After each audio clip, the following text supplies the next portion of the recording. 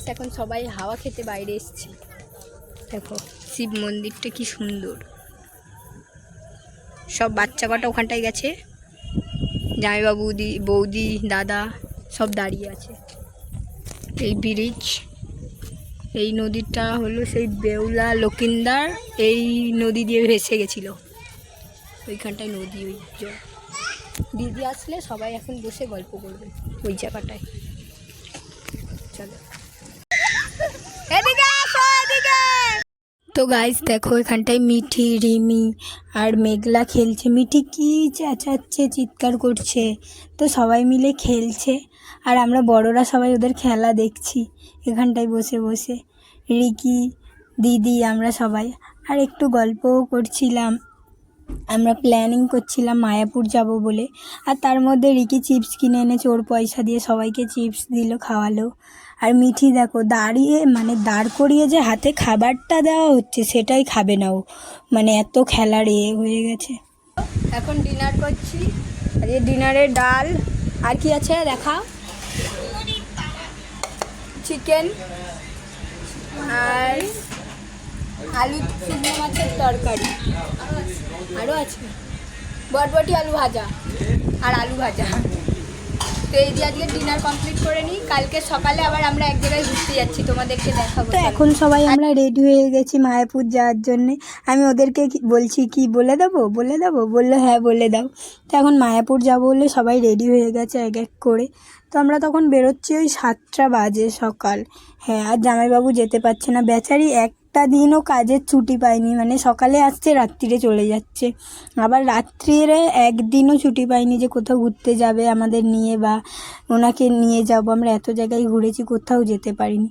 তারপর টোটো ধরা হয়েছিল, জামাইবাবুদের বাড়ির কাছ থেকেই টোটো যায়, তো টোটোয় করে আমরা স্টেশনে চলে গেছি। ট্রেন থেকে নেবে মানে কুন্তিঘাট থেকে ট্রেন ধরে আমরা বিষ্ণুপ্রিয়া হল্ট যে স্টেশন সেখানে নেমেছি। ওখান থেকে একটু গিয়ে, কিন্তু এখানটায় যাওয়ার আগে একটা কথা বলছি, এই জায়গাটা মানে মায়াপুর যতটা সুন্দর ততটা ফ্রড জায়গা। এখানটা টোটোওয়ালা থেকে তোমাকে ফ্রড করা মানে টাকা বেশি নেওয়ার চেষ্টা করবে সবাই, আর প্রচণ্ড ব্যবহারও খুব খারাপ, মানে এই টোটোওয়ালাগুলোদের বেশি।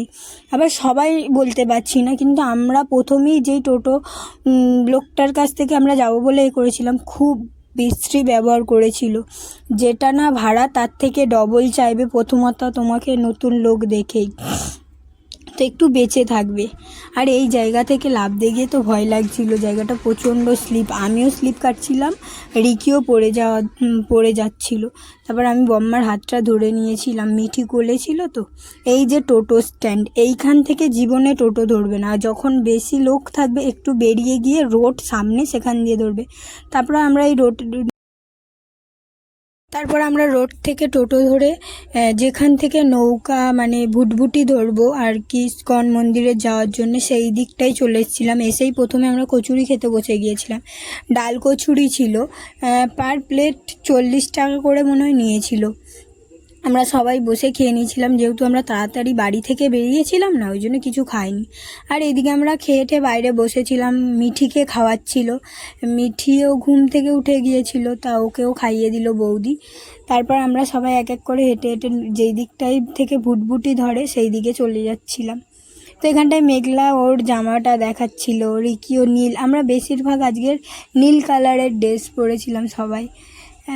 সবাইয়ের ভালো লাগে, আমার তো ব্লু কালারটা খুব ভালো লাগে, আর মল্লিকাদির জামাটা খুব সুন্দর ছিল, আমার তো খুব ভালো লেগেছিল ড্রেসটা। তারপর এইদিকে আমরা যে ভুটভুটির কাছে চলে এসেছিলাম, ভুটভুটি থেকে ইস্কন মন্দিরে যাওয়ার জন্য। দেখো এপার থেকেই মন্দিরের পুরো সেই এটা দেখা যায়, মন্দিরটা দেখা যায়।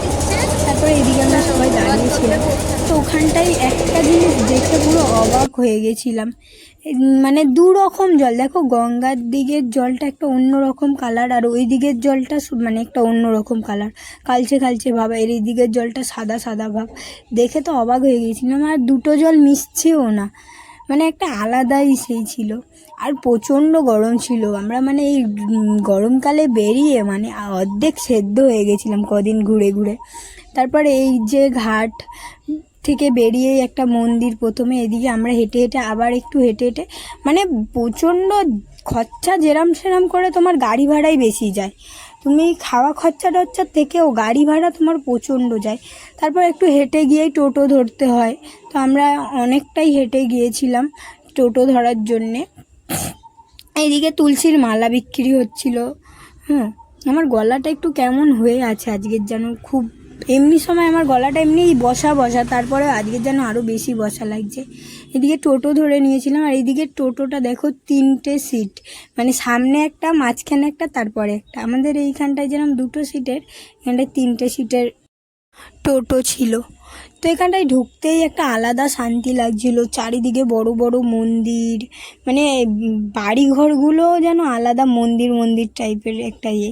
তো এখানটায় রুম নেওয়া হয়েছিল, দাদা গিয়ে দেখে এলো প্রথমে রুমটা পছন্দ হয়েছে নাকি, তারপর আমরাই দেখতে যাচ্ছিলাম।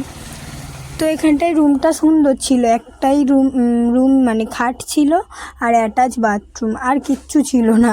মানে আমরা চেয়েছিলাম কি আমরা তো সারাদিনই ঘুরবো, শুধু রাতটুকু যেন বসে বা শুয়ে কাটাতে পারি। তো এই রুমটার ভাড়া 550 টাকা নিয়েছিল একটা রুমে, বেশি ছিল না, কমের মধ্যেই হয়ে গেছে।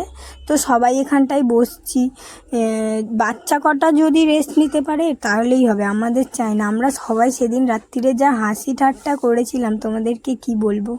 এদিকে অ্যাটাচ বাথরুমটা ছিল।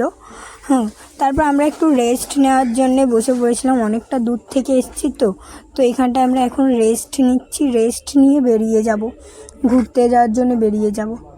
তো আজকের ভিডিও এখানটায় শেষ করছি, ওকে বাই। এটা পার্ট 1 ছিল, পার্ট 2 আরও সুন্দর আসতে চলেছে, তোমরা আমার ভিডিওটা